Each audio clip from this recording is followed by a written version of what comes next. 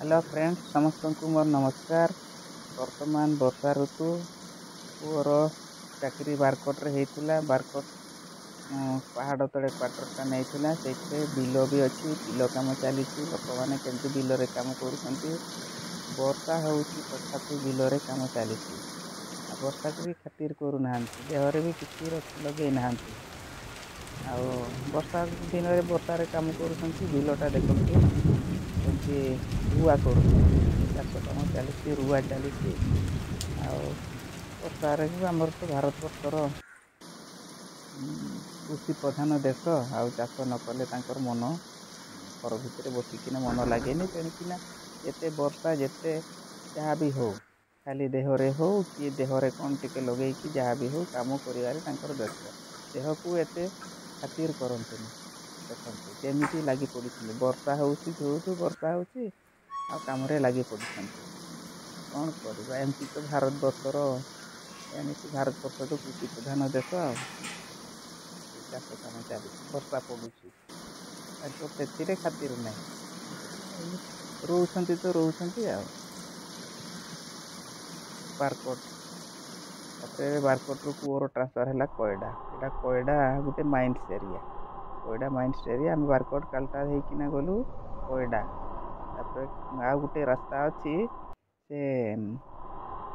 टेनसा भरसुआ ये माइंस देकिना भी रास्ता अच्छी मुझे कहली पुओ को चल टे से पहाड़ रास्तार जावा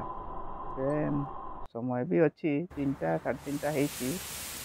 चल पड़े जा 39 किलोमीटर टेनसा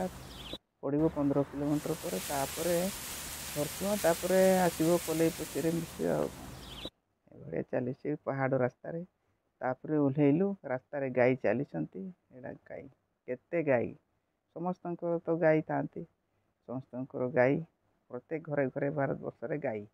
गाई रास्तार घाटे सबुआड़े गाई गाई देखु रास्तार केते चली कथा रास्तार गाई देखु केते गाई गाई मान को क्रॉस करके जाऊँ गोटे मल उपरे फेरुचु गोटे पल उपरे चढ़ीचु देखु केते मनोरम दृश्य वर्षा होउची पहाड़ रे लगी मेघ याडे नई केते मनोरम दृश्य देखा जाउची केते सुंदर लगुच देखु अरे पलि आसुचु घर को सबुआड़े मेघ उठे घड़घड़ी होनी